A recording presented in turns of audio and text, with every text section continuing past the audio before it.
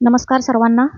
अ, आपण या लेक्चरमध्ये महाराष्ट्र गट ब अराजपत्रित सेवा संयुक्त पूर्व परीक्षा आणि मुख्य परीक्षा अ, तर या परीक्षांचा जो सिलेबस आहे तर तो आपण डिटेल ॲनालिसिस करणार आहे. तर आपण लगेच स्टार्ट करू. मी तुम्हाला सांगेल या सिलेबसमध्ये जे आपल्या पेपरला कोणत्या सब्जेक्टला किती प्रश्न येतात पेपरमध्ये हे सर्व आपण डिटेलमध्ये आता यामध्ये पाहूया. ओके.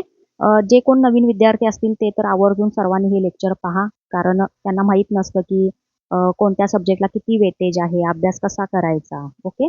तर त्या सर्व विद्यार्थ्यांनी हे लेक्चर पाहायचं आहे. ओके. चला, सर्वांनी अभ्यास करायच्या आधी किंवा जे नवीन विद्यार्थी आहेत तर त्यांनी काय करायचं, आयोगाच्या वेबसाईटवरून ही जी सिलॅबसची PDF आहे ती डाउनलोड करून तुमच्याकडे प्रिंट काढून ठेवा आणि प्रत्येक वेळेस हा सिलॅबस पाहायचा आहे. सिलॅबस वाईज स्टडी करायचा आहे. समजलं? चला आपण स्टार्ट करू. बघा, Maharashtra group B non gazetted services combine preliminary examination. आपण पहिला पूर्व परीक्षेचा सिलॅबस पाहूया. बघा काय दिलेलं आहे. परीक्षेचे टप्पे बघा. संयुक्त पूर्व परीक्षा ही 100 गुणांची असते. समजलं? एक प्रश्न 1 मार्कला असतो. संयुक्त मुख्य परीक्षा, ओके, याची जी मुख्य परीक्षा असते ती 400 गुणाची असते. मात्र हे जे 400 गुण आहेत यामध्ये टोटल 2 पेपर होतात, पेपर 1 आणि पेपर 2. आता ते कुठले आहेत ते आपण मुख्यचा सिलॅबस पाहतो त्यावेळी बघूया. त्यानंतर तिसरं आहे बघा, शारीरिक चाचणी व मुलाखत ही केवळ पोलीस उपनिरीक्षक पदाकरिता आहे. समजलं?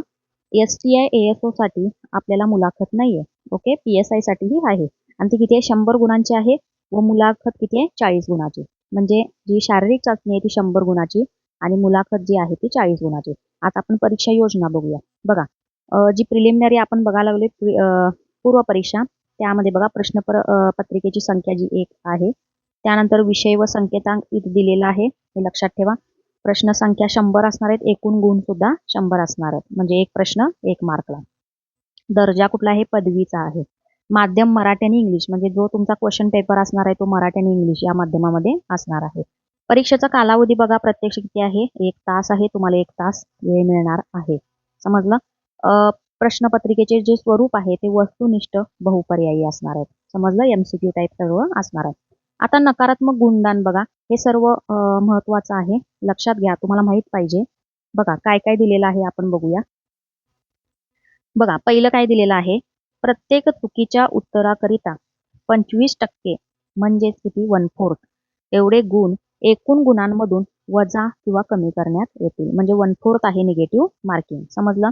दुसरं काय दिले बघा, एखाद्या प्रश्नाची एकापेक्षा अधिक उत्तरे दिली असल्यास अथवा ज्या उमेदवाराने उत्तरपत्रिकेत पूर्ण वर्तुळ चिन्हांकित केले नसेल अशा प्रश्नाचे उत्तर चुकीचे समजण्यात येऊन त्या प्रश्नाच्या उत्तराकरिता 25% किंवा 1/4 एवढे गुण एकूण गुणांमधून कमी करण्यात येईल.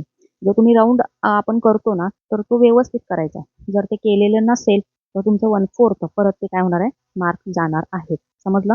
वरील प्रमाणे कार्यपद्धतीचा अवलंब करताना एकूण अंतिम गुणांच्या बेरीज अपूर्णांकात आली तरी ती अपूर्णांकातच राहील व पुढील कार्यवाही त्याच्या आधारे करण्यात येईल.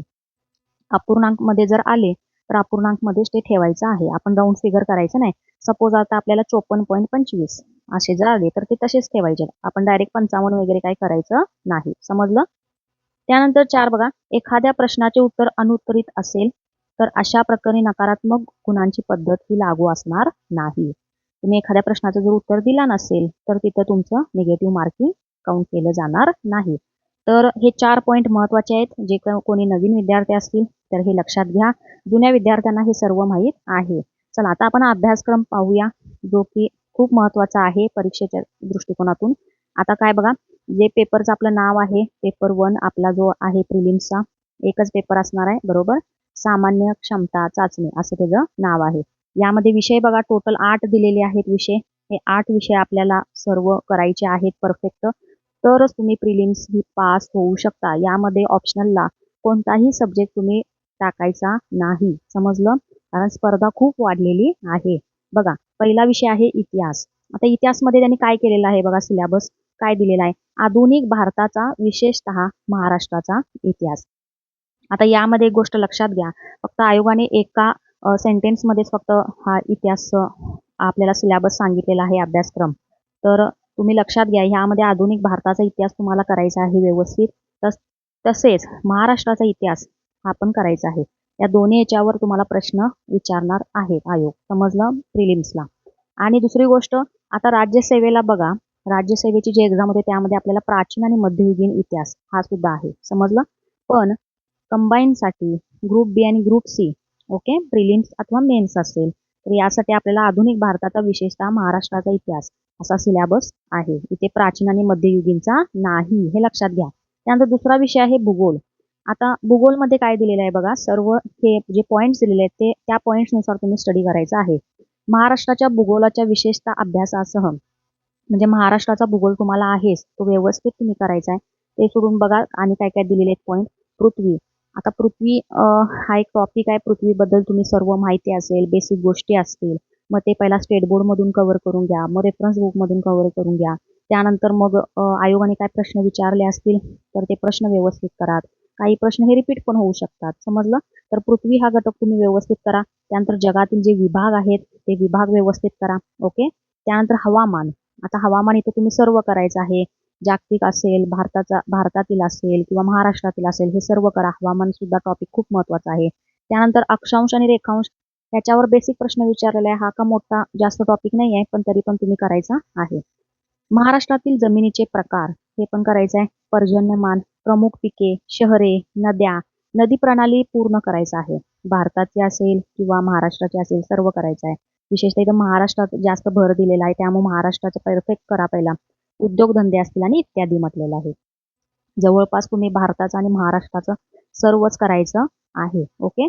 जगाचा इथं जास्त मेन्शन नाही, पण तरी पण आला तर एखादा दुसरा प्रश्न हा जगाच्या भूगोलावर येऊ शकतो. समजलं? त्यामध्ये पण त्यांनी पॉईंट मुख्य दिलेले आहे. पृथ्वी दिलेले आहे आणि जगातील विभाग, हवामान, हे घटक पहिल्यांदा तुम्ही करायचं आहे. अक्षांश आणि रेखांश हे पहिला सिलेबसमध्ये जे दिलेले आहेत ते पॉईंट पहिला व्यवस्थित करायचे आणि मग बाकी गोष्टी तुम्ही करायचं आहे.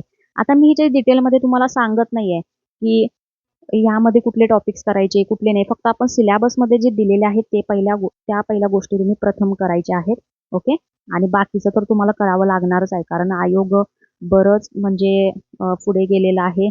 खूप गोष्टी म्हणजे जे सिलेबसमध्ये मेन्शन नाही तरी पण त्या घटकांवर आयोग आता प्रश्न विचारतेला आपल्याला दिसतो. थर्ड आहे बघा, तिसरा विषय अर्थव्यवस्था, इकॉनॉमिक्स म्हणतो आपण. त्यामध्ये पण बघा भारतीय अर्थव्यवस्था ह्यामध्ये टॉपिक्स दिलेले आहेत. हे टॉपिक्स पहिला परफेक्ट करा. राष्ट्रीय उत्पन्न असेल, शेती असेल, उद्योग असेल, परकीय व्यापार, बँकिंग, लोकसंख्या. आता लोकसंख्या हा टॉपिक तुम्हाला जॉग्राफीमध्ये पण येतो आणि इकॉनॉमिक्समध्ये पण आहे. समजलं? हे पण करायचं आहे. दारिद्र्य व बेरोजगारी हा टॉपिक खूप महत्वाचा आहे. ओके.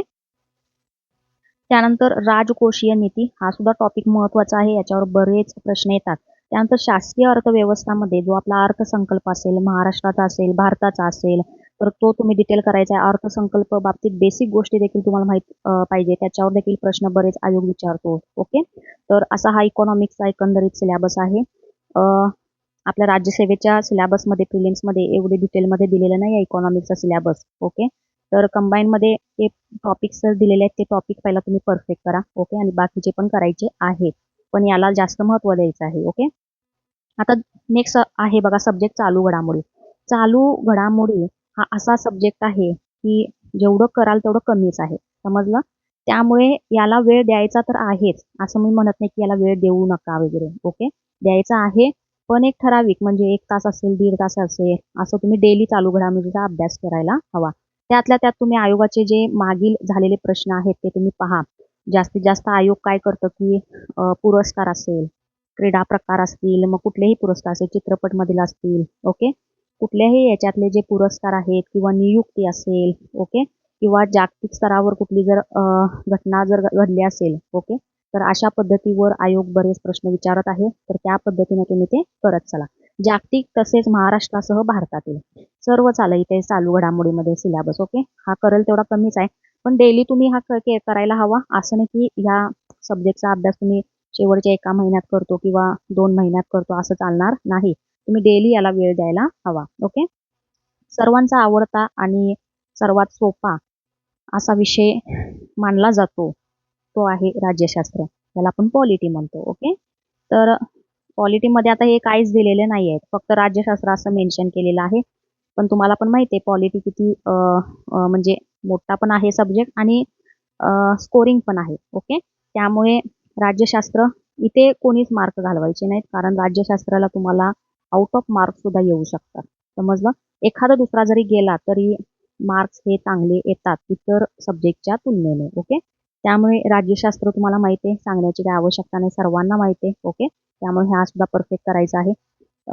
6 नंबरचा आहे सामान्य विज्ञान. आता हा सर्वांना अवघड जातो सब्जेक्ट. यामध्ये देखील जे सायन्स बॅकग्राऊंडचे आहेत त्यांना थोडा इझी, आर्ट्स कॉमर्सचे असतील थोडा जरासं डिफिकल्ट जातो, पण असं काही नाही. तुम्ही जर हार्डवर्क घेतला, कन्सेप्ट समजून घेतल्या, तर तुम्हाला हा विषय सुद्धा अवघड जाणार नाही. आता यामध्ये देखील बघा, भौतिकशास्त्र आहे ज्याला आपण फिजिक्स म्हणतो, रसायनशास्त्र केमिस्ट्री, त्यानंतर आहे प्राणीशास्त्र ज्याला आपण झूलॉजी म्हणतो, वनस्पतीशास्त्र बॉटनी आणि आरोग्यशास्त्र हायजीन. तर असे हे घटक आहेत, हे सर्व तुम्ही करायला हवं.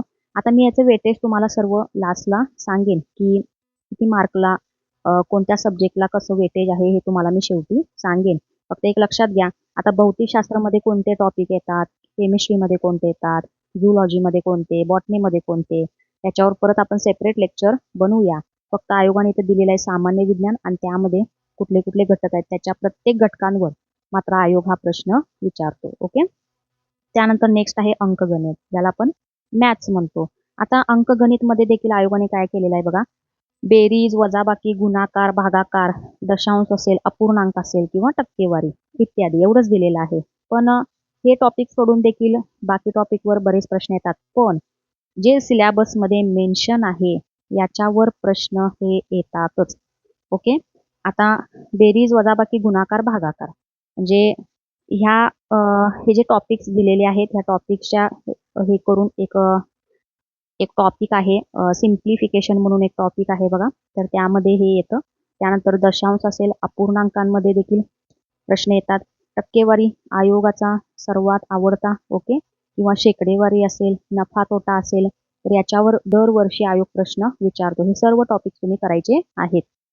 आणि बुद्धिमत्ता, बुद्धिमत्तामध्ये काय दिलेलं आहे बघा, उमेदवार किती लवकर व अचूकपणे विचार करू शकतो हे आजमावण्यासाठी प्रश्न आहेत. ओके, बुद्धिमत्ताला कसं तुम्ही प्रॅक्टिस कसं कराल त्याच्यावर हे सर्व डिपेंड आहे. बुद्धिमत्ताचे प्रश्न लवकर सुटतात मी म्हणते, पण तुम्ही प्रॅक्टिस केला तर व्यवस्थित, म्हणजे वेळेत सुटणं हे गरजेचं आहे, कारण आपल्याला आहे 1 तास आणि त्या 1 तासामध्ये आपल्याला हे सर्व प्रश्न अचूक सोडवायचे आहेत. ओके, आता हे झाले सर्व प्रिलिम्सचे विषय. ओके, आणि सेम तुम्हाला मेन्सला जो पेपर 2 आहे त्यामध्ये देखील हे विषय आहेत परत रिपीट, त्यामुळे हाच सिलेबस पुढे मेन्सला कंटिन्यू होणार आहे पेपर 2 मध्ये.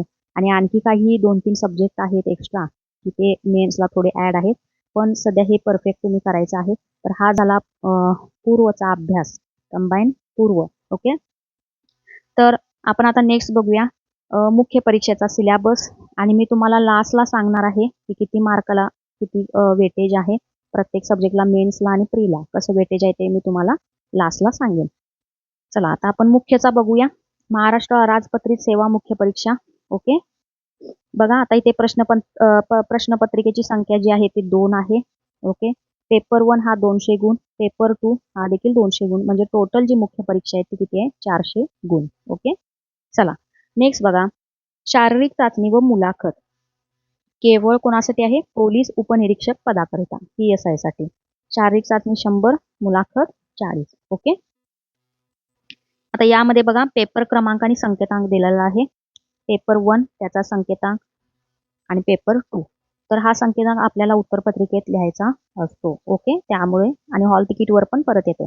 बघा पेपर 1 मध्ये मराठी आणि इंग्लिश, म्हणजे मराठी आणि इंग्लिश या विषयाचा मिळून एक पेपर पहिला असतो. ओके, त्यामध्ये प्रश्नसंख्या दिलेली आहे 50-50, 50-50 आहे.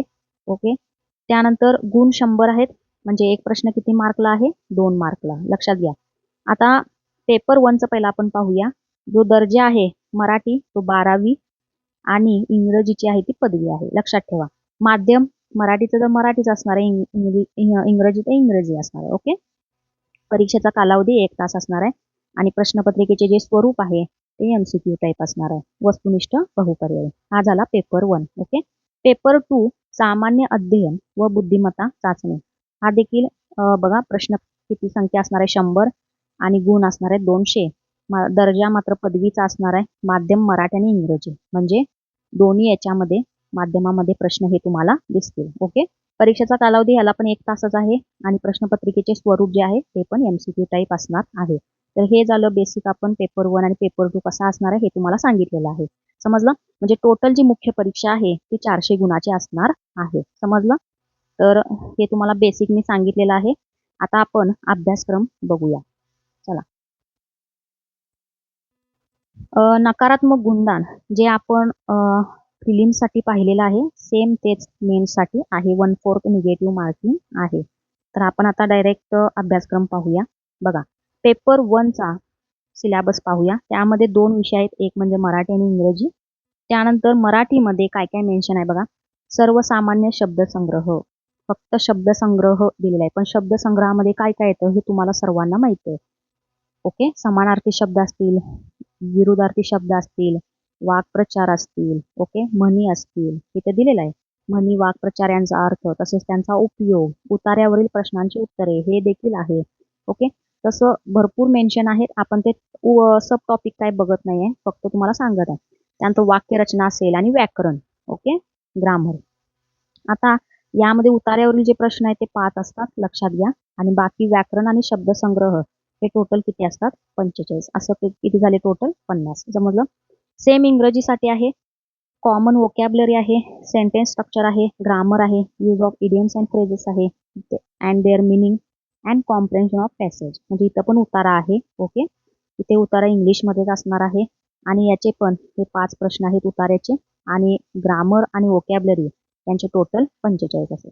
ओके. असं टोटल 50. समजलं? निगेटिव्ह मार्किंग सिस्टीम आहे. समजलं? चला, आता बघूया आपण पेपर 2. पेपर 2 मध्ये बघा, सामान्य क्षमता चाचणी असं नाव आहे. त्यामध्ये पहिला बघा विषय आहे सामान्य बुद्धिमापन व आकलन. उमेदवार किती लवकर अचूकपणे विचार करू शकतो हे आजमावण्यासाठी प्रश्न. ओके. तर हा जो सब्जेक्ट आहे बुद्धिमत्ता किंवा मॅथ्स असेल तर हा प्रिलिम्सला देखील आहे आपल्याला. ओके. सेम मेन्सला पण त्याने इन्क्लूड केलेला आहे. दुसरा आहे चालू घडामोडी. हा सुद्धा आपल्याला प्रिलिम्सला झालेला आहे. सेम तसंच आहे इथे पण, जागतिक तसेच महाराष्ट्रासह भारतातील. तिसरा बघा अंकगणित. हा पण प्रिलिमला आपल्याला होता. मात्र हा जो सांख्यिकी घटक आहे, सांख्यिकी, ओके, कुठला? सांख्यिकी. हा, तर हा सांख्यिकी फक्त मेन्सला आहे. ओके. हा कशाला आहे? फक्त मेन्सला आहे. प्रीला हा नाही. सांख्यिकी, ज्याला आपण स्टॅटिस्टिक्स असं म्हणतो. समजलं? त्यानंतर 4 नंबरचा जो आहे, 4 नंबरचा विषय हा सुद्धा फक्त मेन्सला आहे, प्रिलिम्सला नाही. कुठला आहे? माहिती अधिकार अधिनियम 2005 व महाराष्ट्र लोकसेवा हक्क अधिनियम 2015. समजलं? तर हे जे 2 लॉज आहेत आणि त्यातली जी कलमे ही सर्व तुम्ही करायचं आहे. तर हा सुद्धा टॉपिक किंवा हा सुद्धा सब्जेक्ट जो आपण म्हणतो तर हा फक्त मेन्सलाच आहे, प्रिलिम्सला नाही. बघा, नेक्स्ट आहे पॉलिटी आपला. भारतीय संघ राज्य व्यवस्था आणि भारतीय राज्यघटना, स्थानिक स्वराज्य संस्था, कार्यकारी मंडळ, न्यायमंडळ व विधिमंडळ. आता यामध्ये सर्व हे दिलेले आहेत पॉईंट्स. तुम्ही मेन्सचा जेव्हा अभ्यास करता तेव्हा हे सर्व पॉईंट्स तुमच्या अभ्यासातून कव्हर झाले पाहिजे. घटना कशी तयार झाली, घटनेच्या प्रस्तावनेमागची भूमिका, त्याची तत्वे, हे देखील तुम्ही करायचं आहे. घटनेतील महत्वाची जी कलमे आहेत हे करा. कलमे खूप महत्वाचे आहेत. कलमांवर डिरेक्टली प्रश्न खूप विचारत आहे आयोग. त्याची ठळक वैशिष्ट्ये असतील, केंद्र राज्य संबंध असेल, निधर्मी राज्य, बघा हे करायचं आहे.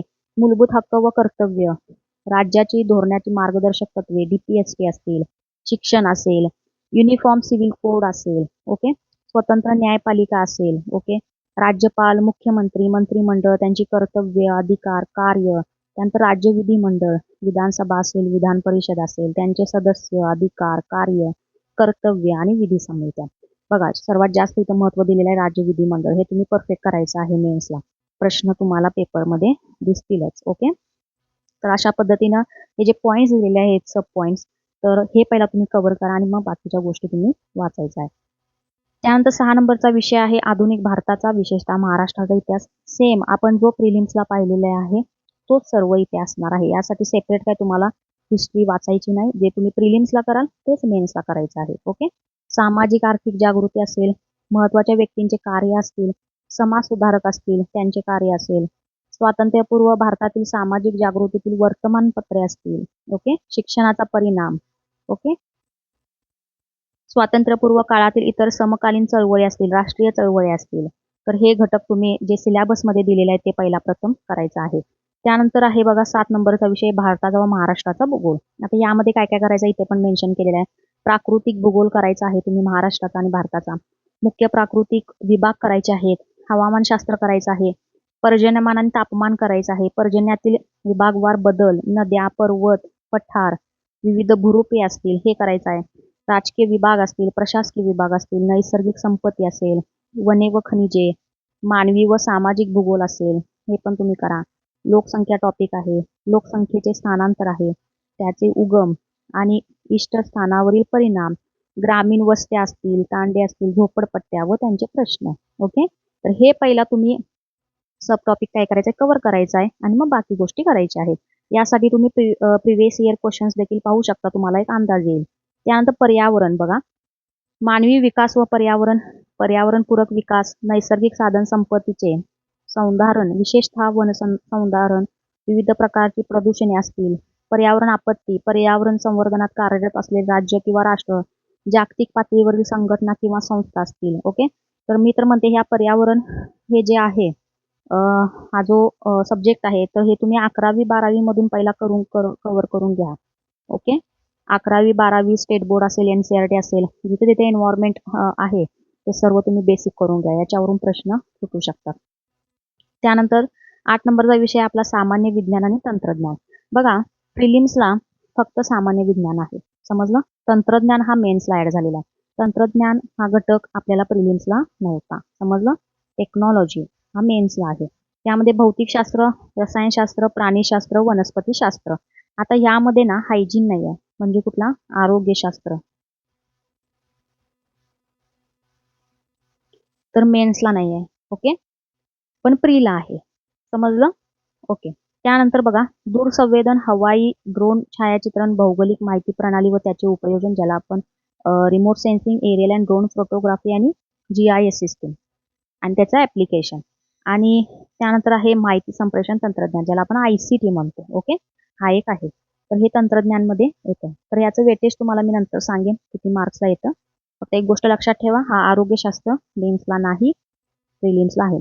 तर बघा जो कोण सिलेबसचं व्यवस्थित डिटेल अनालिसिस केलेला आहे, डिकोडिंग केलेलं आहे, त्याला ते समजतं. आता जो सिलेबसच पाहिलेला नाही आहे तो आरोग्यशास्त्र सुद्धा वाचत बसणार मेन्सला. पण आयोगाने कसं मेन्शन केलेलं आहे का? नाही. त्यामुळे तुम्ही आरोग्यशास्त्र इथं प्रेफर करू नका, जास्त हे करू नका, कारण तुम्हाला मेन्सला त्यावर प्रश्न दिसणार नाहीत. त्यानंतर 9 नंबरचा विषय बघा आपला अर्थव्यवस्था व नियोजन विकास विषयक अर्थव्यवस्था. यामध्ये समग्र लक्षी आणि भारतीय. समग्र लक्षी अर्थशास्त्र, वृद्धी आणि विकास बघा हा राज्य सेवेला सुद्धा प्रिलिम्सला आहे घटक. सार्वजनिक वित्त, आंतरराष्ट्रीय व्यापार आणि आंतरराष्ट्रीय भांडवल, भारतीय अर्थव्यवस्था, त्याची आव्हाने आणि आर्थिक सुधारणा, भारतीय शेती हे देखील प्रिलिम्सला होतं. सहकार हा घटक वेगळा आहे बघा, इथे दिलेला आहे. तर हे तुम्ही करा व्यवस्थित. मौद्रिक व वित्तीय क्षेत्र, सार्वजनिक वित्त हे देखील प्रिलिम्सला आहे. उद्योग सेवा पण आहे. पायाभूत सुविधा विकास हा पण वेगळा आहे घटक इथं, हे पण करून घ्या. आंतरराष्ट्रीय व्यापार भांडवल आणि महाराष्ट्राची अर्थव्यवस्था, तर हा देखील महत्वाचा आहे.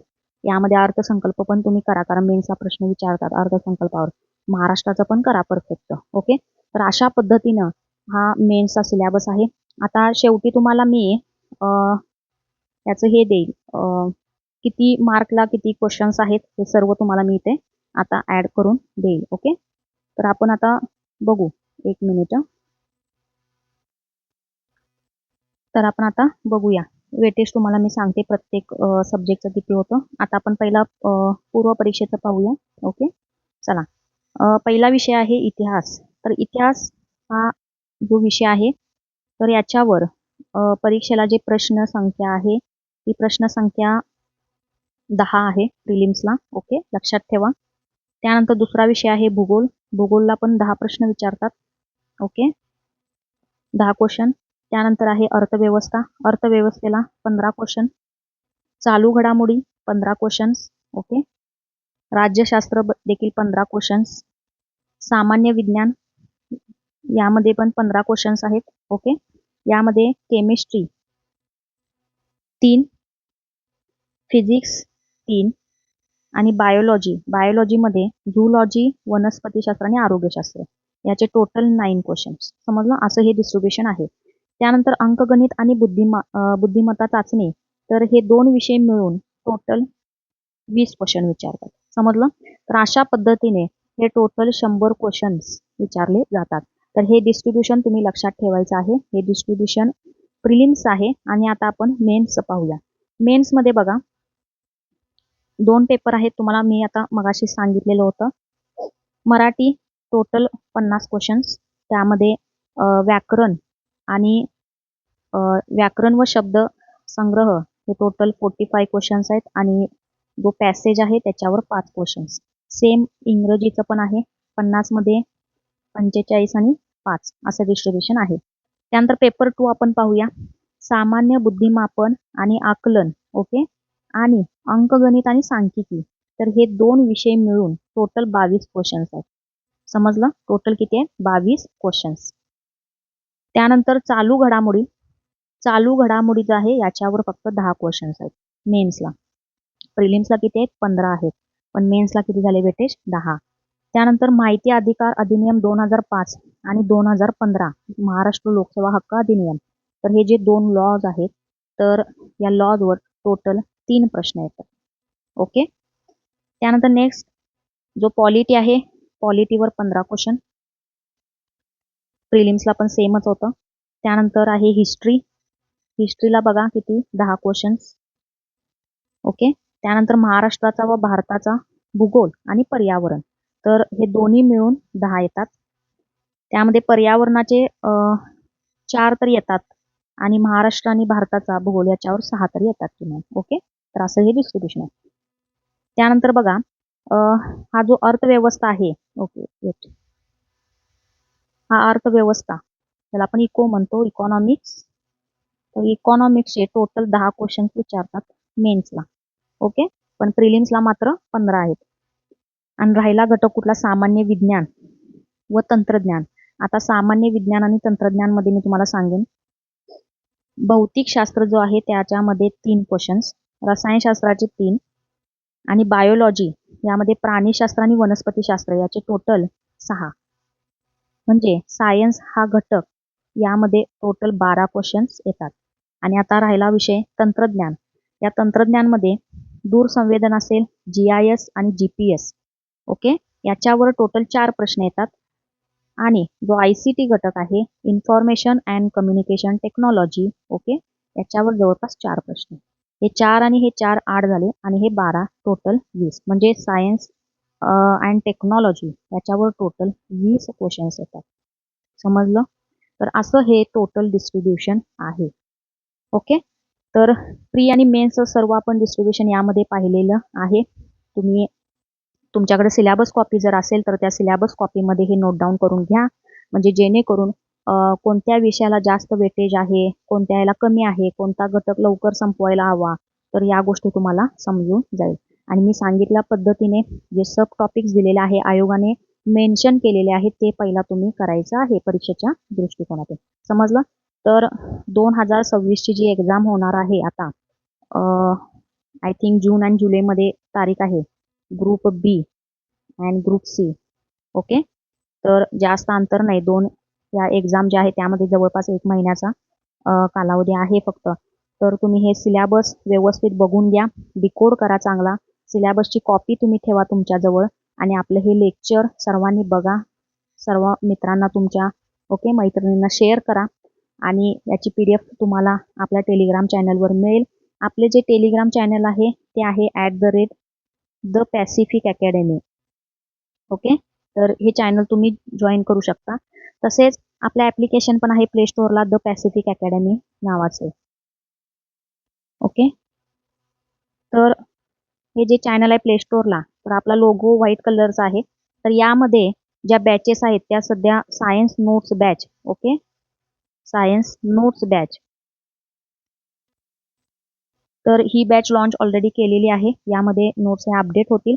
तर तुम्ही 2026 साठी ही बॅच घेऊ शकता. तसेच दुसरी बॅच आहे सायन्स PYQ बॅच. ओके, तर ही सायन्स PYQ बॅच आहे, ही पण लॉन्च केलेली आहे. यामध्ये आपण ग्रुप बी आणि सीचे PYQ ॲनालिसिस घेतलेलं आहे, ते सुद्धा तुम्ही बाय करू शकता. 2026च्या एक्झामसाठी तुम्हाला उपयोगी ठरेल. ओके, आणि भविष्यात ज्या कुठल्या बॅचेस येतील त्या आपण सर्व टेलिग्रामला अपडेट देतच राहू. ओके, तर तुम्ही हे चॅनल नक्की सबस्क्राईब करा, शेअर करा आणि तुमच्या फ्रेंड्सना देखील लिंक पाठवा, कारण बऱ्याच गोष्टी आपण परीक्षेपर्यंत या फ्रीमध्ये तुम्हाला सर्व देणार आहे लेक्चर्स. मग ते सायन्सचे असतील किंवा इतर कुठल्याही सब्जेक्ट्स असेल तर तुम्हाला ते नक्की उपयोगी आणि फायदेशीर ठरेल. ओके, तर आपण इथे थांबूया, भेटू नेक्स्ट लेक्चरला. थँक्यू.